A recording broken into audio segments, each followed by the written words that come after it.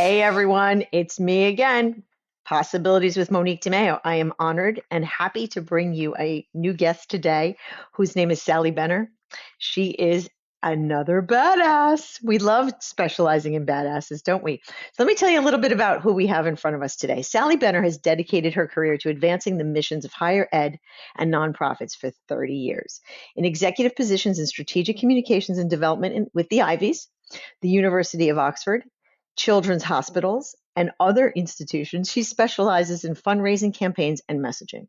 She's a capstone advisor for Columbia University's master's degree program in strategic communications, where she earned a master's in 2007. She also has an undergraduate degree from my alma mater, Fordham University. She's editing her manuscript called Development Detox to ready it for publication in the coming year, marking her 30th anniversary in the field. Welcome, Sally. So good to have you. Lovely introduction. Thank you. Absolutely, absolutely. It's well, you're so accomplished and you have such an interesting background in places that people only hear about. So I wanted to take some time to unpack the journey, the Sally, the development executive, the all of that, right? So tell us what had you go into development and what attracted you to the field to begin with. Well, thank you for inviting me on to the podcast. And I have to say, development people always say they fell into development, and it truly is that. It's like being pushed into a pool in a backyard. You didn't know, whoa, this is going to be a fun place to swim until someone pushes you, until you have an occasion, but you don't know to seek it out as a career. We never heard about this as undergrads in college, but now that it's been more professionalized and there are degree programs since after I started in the field, it's now a field, and it really does have a majority of women in them. If you want to be in business, if you want to work with billionaires, if you want to work with millionaires, and be part of the puzzle person who puts together a gift, oftentimes complex, this is a rewarding field to work in. What I was inspired by was I love the idea of separating people from their money.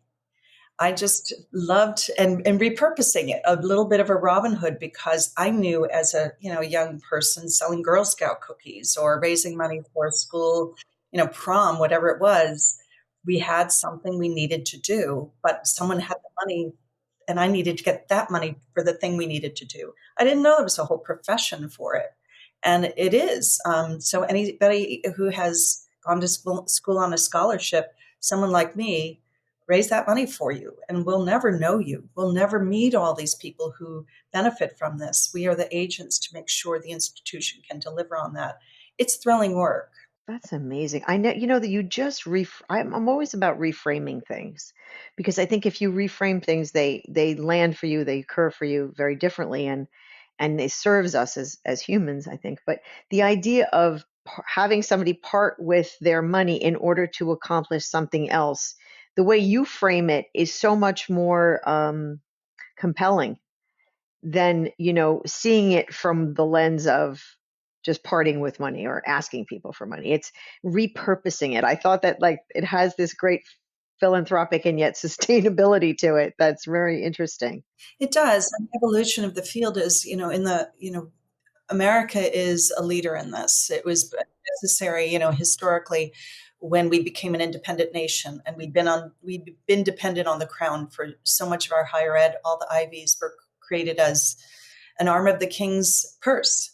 And when we became a nation, we became our founding fathers became the fundraisers, and so that is in the DNA of America, and that's something that we can export with pride.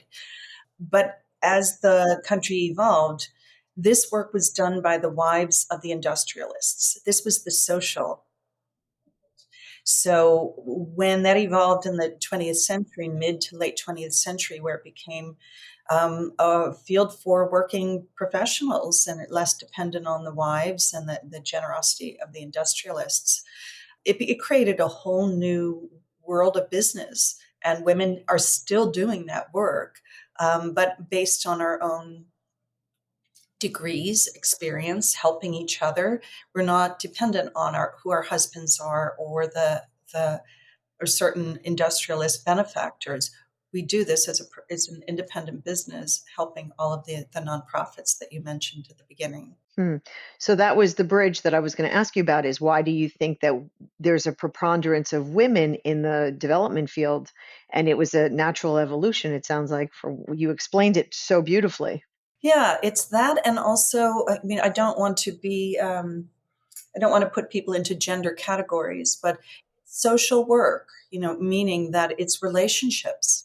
You don't go out and ask someone for a gift for $1 million, and the first time you meet them, you get to know them. You have to build a relationship. So a lot of what we do and are acculturated to do as women, build relationships, build bridges, as you said, because you're trying to figure out, but through listening, what turns you on. What do you want to do with your money? What do you want to do? What does your family's legacy want to be? And that takes time and the skill set that as little girls we are raised, and oftentimes boys, even more so now, to develop these relationships. These are friendships. They are trusting conversations, and you're trying to figure out something together. It's not to dominate. It's not to make a sale like Glengarry Glen Ross. That's a good one. That's great. Yeah, it's funny. I was just speaking to Hope Ogletree yesterday from Fordham, and we were talking about, yeah, it's funny. And we were talking about the summit and some of the philanthropy work that she's doing. And she has this whole point of view on philanthropy. And I said, look, my point of view on philanthropy coming from a very blue collar immigrant background where, I was the first to go to college, let alone have a master's degree on one side of my family, has me with this preconceived idea that the word philanthropy is over my head. So and she affirmed that so many people who hesitate to give money to their universities and their on a larger scale because they think that they're not big enough to use the word philanthropy. So I wanted to unpack charitable giving, paying it forward, contributing, giving back, those words, because I know that I feel grateful that I have an MBA from Fordham, as an example, right? So I know that that has served me well in my career. So do we give back? Yes. Okay, we do. Do I think of myself as a philanthropic person, or am I evoking philanthropy? For me, that's at a higher level. I think the people that are giving, there's more zeros in their donations than mine. Well, then what are you? What are you doing? I'm just giving back. I am contributing. I'm doing charitable giving, charitable contributions. To me, so I said to her, I said, look, if we want to engage the average layperson in this conversation, we need to make the terminology, your queen of messaging and communications, which is why I'm bringing this up. So we need to make it a little bit more accessible and less intimidating for them to step into the role of being philanthropic, I think, because women and money. So I wanted to unpack that with you. One is this idea of philanthropy versus charitable giving, contributions, and so on, just from a straight up, like somebody that gives $1,000 or $5,000 to, like, I never think of it as, or 500 or 200 or 100, whatever the stratas are. I don't view that as I mean, to me, it's not philanthropy. It is though. You are a donor. You are giving already. You're already in the minority. So you are a philanthropist. It doesn't rely on a Warren Buffett or a Bill Gates. They aren't the only philanthropists. It's the act of making a donation to help humanity. You are a lover of humanity. You are a lover of human beings. That's why you give. So you are a philanthropist. But we can't give up agency in our giving by thinking we only count as a philanthropist if we're giving billions of dollars. That's not true. You could let me give you one story, and it's a Fordham University story.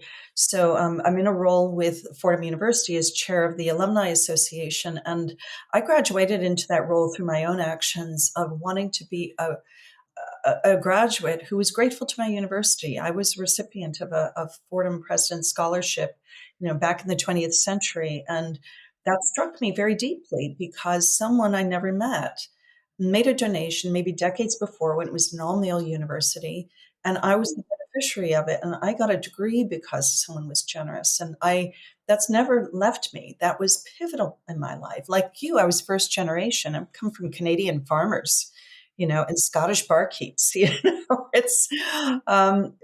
was a big deal for my generation. So I was very grateful that that happened. But what was pivotal for me was in the mid 2000s, we were about to celebrate a group of us who were members of the extracurricular theater group at Fordham up at the Rose Bronx campus, the Mimes and Mummers Theater Group. And we were looking at 150th year of that theater group, the second oldest student group at Fordham University. And we said, well, marketing people, there's something to get around. So with my skill set, I said, well, let's try to raise money around this for something the theater needs, but the university doesn't have the budget to fund. So we put together, just in an entrepreneurial way, and we had staff on the other side who was helping us. And we put together a fundraising campaign to raise enough money through nominal gifts and really counting the number of people who are contributing. Because I wanted to show Fordham that wherever we went in our lives, we are very grateful for growing up in Collins Theater in the Bronx because we formed our friendships there. We came out of our shells. We performed Shakespeare. We performed musical theater in a very protected environment. We were grateful. That was our way into a relationship with Fordham. We ended up raising enough money to replace the soundboard that hadn't been replaced since the 1950s. So it was saying, we need this.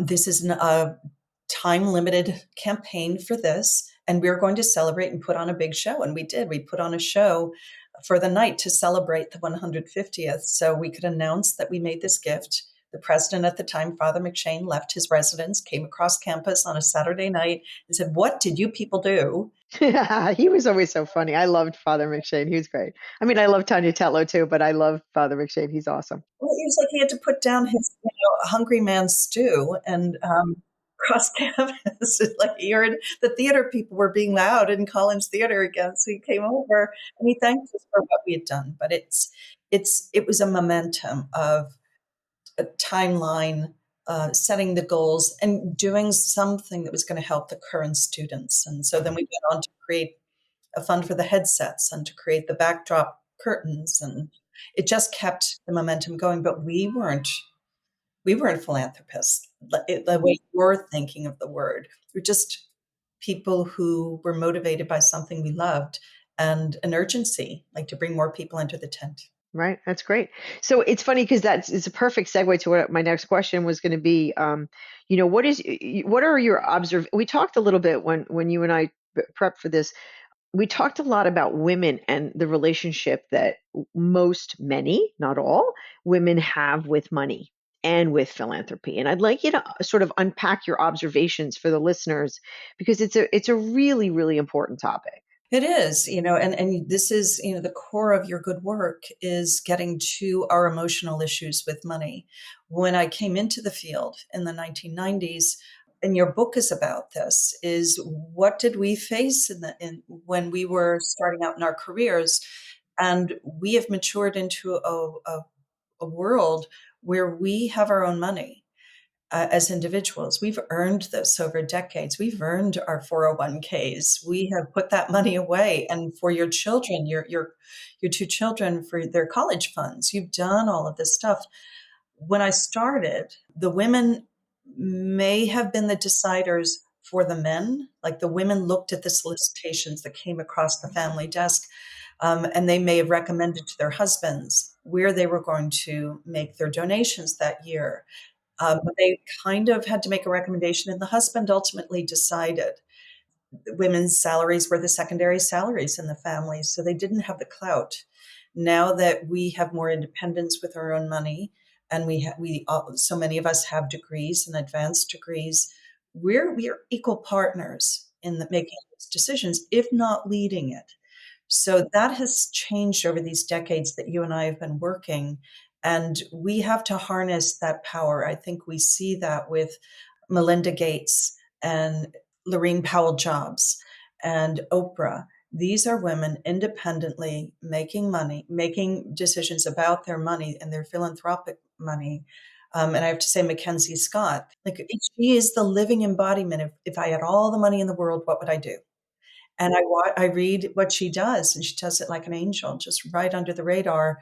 But she's doing really solid research to figure out what to do with the money and to see how it can transform and uplift communities without heralding herself. And that's philanthropy. That's not when you take your ego out. I admire that a great deal, but I know egos, and that's kind of what I'm writing about in Develop and Detox is the comedy. It's almost Shakespearean sometimes of trying to separate people from their money, but also the emotional part of that. By extension, that becomes for some people, it is their identity and what they for brand extensions. What they do with that gift, with that philanthropy, is very personal to them, and you need to be very delicate and respectful of that. But some just take my money, do good with it. You don't need to you don't need to rename the building after me. Take my stinking money. But see, I think so that is, I think, still these the levels of the ability to give is, Gabelli, clear. Newhouse School, clear. The hospital wing icon, clear. I can go on and on and on where these are institutions that have been formed around the giver, the philanthropy that existed. The thing that I wanted to really lean in and lean into was this idea that even the smallest gift, contribution, donation, whatever we want to rename it or message it with, makes a difference. And so sometimes I hear from people, oh, it's not going to make a difference, but it is. I want you to tell the starfish story. I really do. Oh yeah. Well, it's the fable that it motivates me, but I've heard it over the years, and every time I hear it, I can blurt out the ending of it because I've heard it so many times. But it fills me up once more, and it's just the fable of a little girl and her dad walking down a beach, and they come across a beach filled with beached starfish. And the little girl picks up the starfish and throws it back into the ocean, and then picks up the next one, picks up the next one. And the father says, look at how many starfish there are on the beach. Why are you doing this? Why are you bothering? There's so many that you're not going to be able to save. And she picks up another starfish, puts it back in the ocean. She said, it matters to that starfish. And when you break it down that way, you stay focused on it. I've worked for many large universities and in the Ivies and so on, and you think of the enormity of the endowments, how long, hundreds of years these places have existed. I just came from working for a university that was founded 900 years ago, and all I kept thinking was, don't break what Henry VIII created. Just don't mess that up. And I was like, well, if Henry VIII didn't make a hash of it, what damage can Sally Benner do? So, that gave me confidence. That's crazy. Think about the context of that. Henry VIII, 900 years, and then there's you, this, like, oh my God. But you could wake up every day saying, why bother? My gosh, this place has been around forever. Beautifully endowed. It's all over the world. Its programs are all over the world.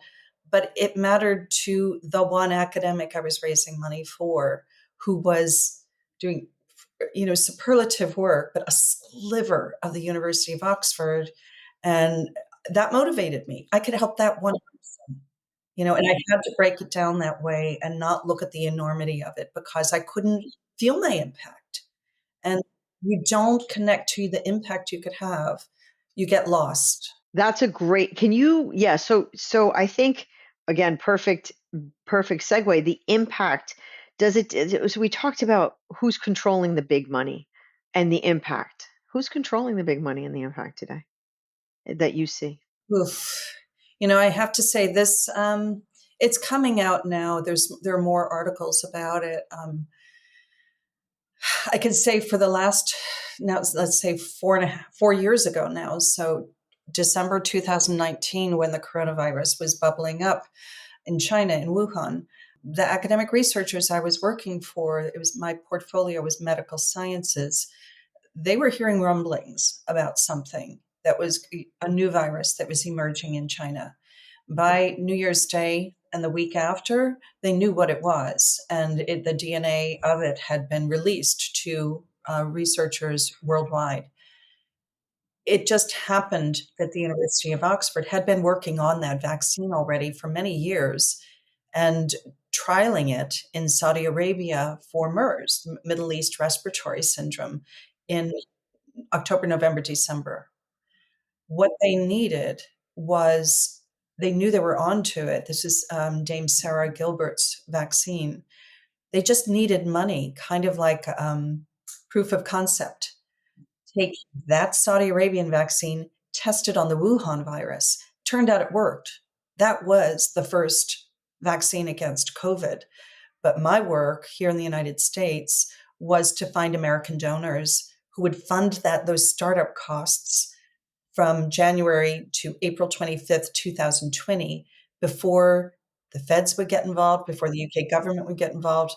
And that money, this is my segue into who the money came from. They weren't any donors we knew before.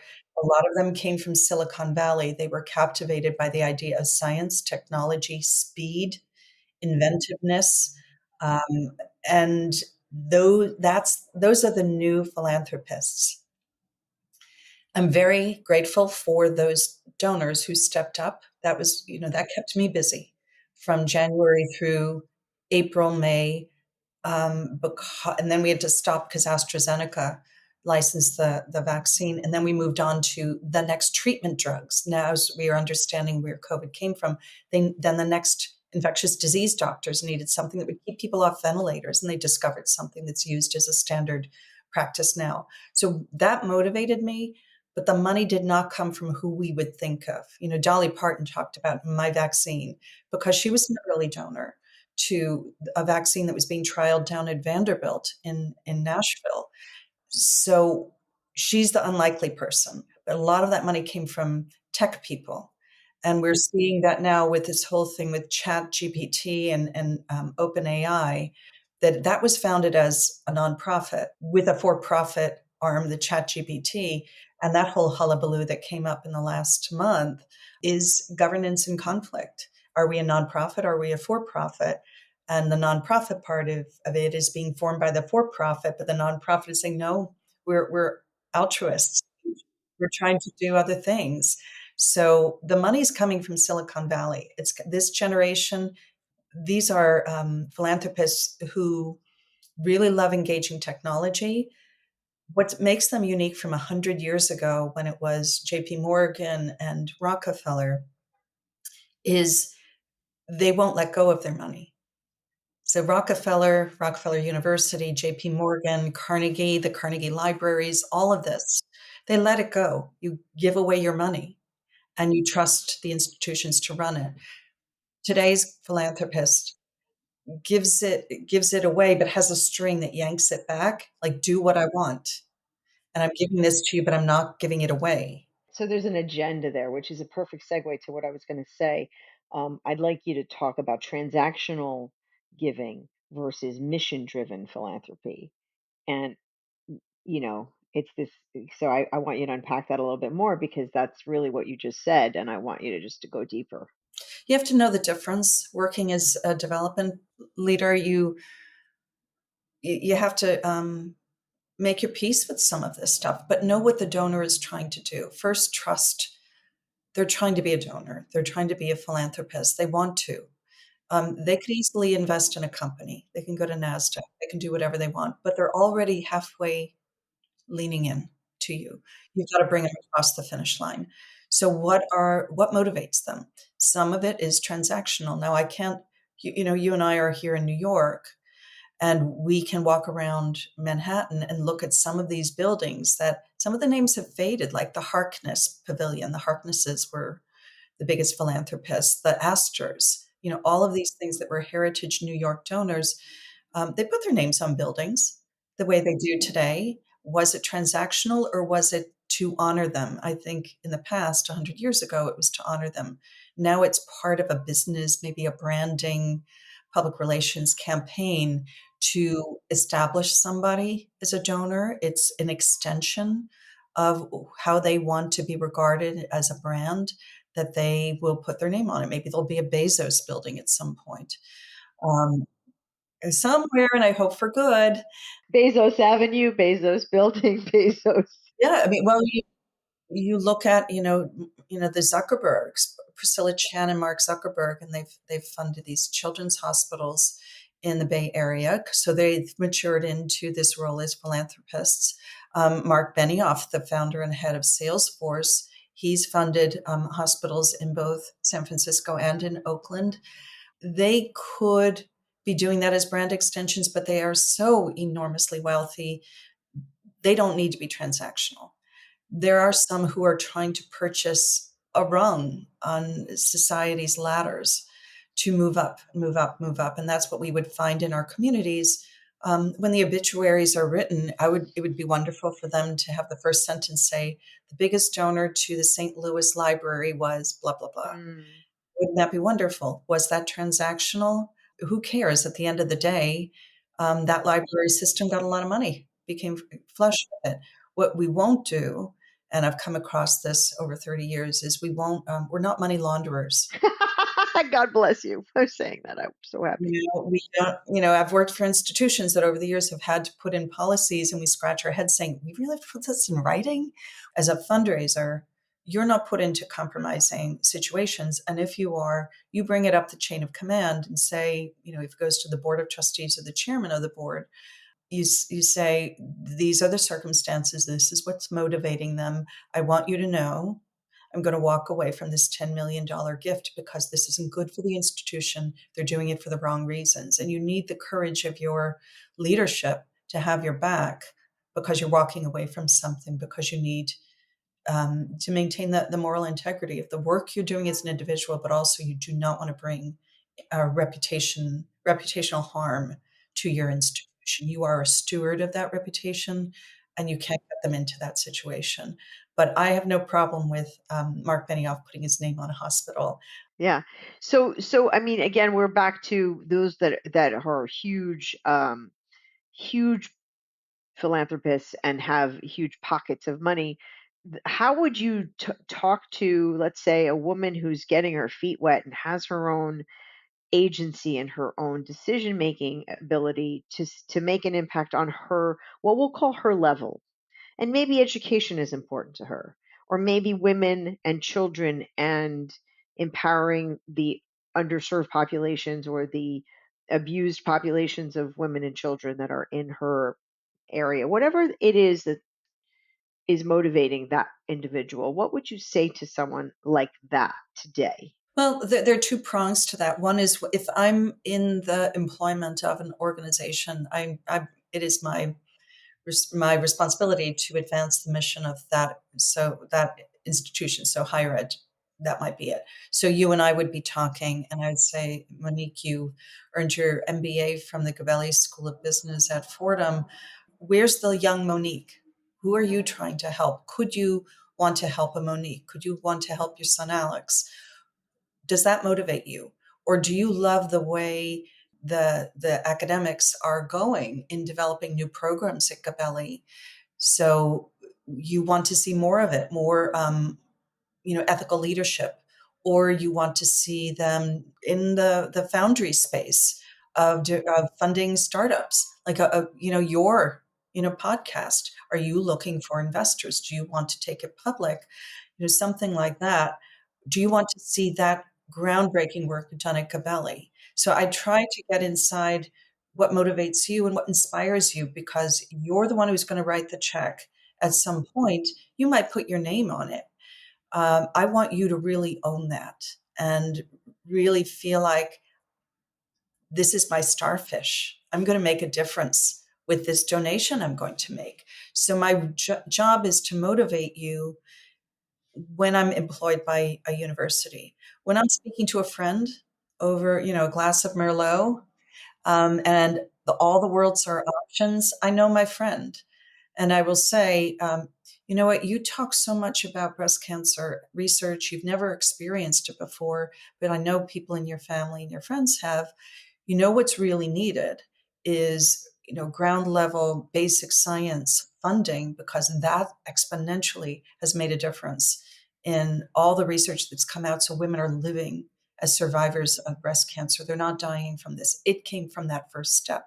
Or do you want to put on your own walk? Or do you want to do a spinathon? Let's do something around this because you really care about breast cancer research. Or my younger sister, she is mad for pets, especially cats. She's a cat lady. She is a cat lady. She's a happy lady, but she has five now. She and her husband have five, and they love them. But she is the target for those Sarah McLachlan ads, and she will walk, through the snow. She will walk right to that, ASPCA and say, "Where's that little, pumpkin who needs adoption?" Oh my God, that's so good. I love your, like, I'm writing your story right now. You are just a brilliant storyteller. I'm right there seeing your sister, whatever she looks like. I'm seeing some version of you, like traipsing through the snow, picking up this little cat, like, Yeah, she's like, that one needs to be saved, and it's my job to do it. And so that's philanthropy in a way. But then go on to the list and she'll make her, $25 gift if that's what she wants to do. But that's what's driving her. I need to know that. I'm not going to be able to convince her to fund a scholarship at her college because her heart is being stimulated by something else. So as friend to friend, I would say all of us should be giving. All women should be giving. It is a vote. If you do not vote with your money, someone else is. And it's like election day. Someone else is voting. Someone else will be elected. Other missions will be chosen. If you're not in that ballot box with your checkbook, then someone else's checkbook has greater power and weight. So get in the game. I love it. I don't think we can end on a higher note than that. My goodness. Yeah, so shameless plug. So I used to work with the Bergen County United Way. I'm going to do a shameless plug for their MyFlex Fund, which is a myflexfund.org, and you can manage your charitable contributions and giving in that one platform, which I have to actually employ that as my own strategy because oftentimes we're just, you give and you forget, you put it on a credit card, your husband does something, you do something, then we've we have to streamline our crazy. You used up all my Post-its. Look at that. I'm so happy. So, for those of you who are listening and not watching, Sally is holding up my my book, Seven Secrets to Creating a Life You Love, a practical guide for women in leadership. And she's got sticky notes in all these different places. I want to hear more about that. So many questions. And so many times I was like, yeah, me too. You know, one of the ones that was like me too was in my 20s was you talk about Jennifer's story. I did not give myself grace. And if I were to speak to a young person today or someone my age, is just give yourself a break. Just give yourself a break. We are going to be figuring this out until the final nail in our coffin. We'll never have this done. So just lighten up a little bit and know we're all trying to figure this out, including our careers at the very beginning. Use your 20s as a time to experiment. Try many, many jobs, many careers. You're going to land on it on, year 29 and 11 months. You will know because you've given yourself the grace to experiment. It's not all locked in when you come out of college. That's your only decade, your first decade, where you're running your own life without parents or teachers telling you what to do. Do it. Have fun with it. No, it's true. It's absolutely true. I mean, I think we started talking about, philanthropy and giving and development, and we ended with, we're all in this together and we're figuring it out and we're doing the best we can. It doesn't come with an instructional manual, and those who think they have the instructional manual probably don't. I tried to kind of give my synopsis of the mistakes I made and the learnings that I have sort of in a cliff note version of life, so that hopefully I can save that 25 or 35-year-old from making the same mistakes. I grew up with Ms. Magazine, is just coming out. And those were women, they were teaching me. They were the editorial team. I was learning from that kind of writing how to come into my own. And I think you and I are now, we have an obligation to teach and younger people starting out in their careers or their lives, they have an obligation to listen to older women because we made mistakes. but learn from them. But we also really succeeded a lot. So don't repeat those steps. Leapfrog over us and start someplace else, but build on what we did and the snow that we plowed ahead of you. Thank you, Sally Benner. This has been so much fun. So much fun. Let me stop the podcast and we can finish that conversation because I'm so grateful. Thank you so much, everybody. Stay tuned next time. See you soon. Thank you so much for listening to Possibilities with Monique de Maio, where we unpack life as a female mover and shaker.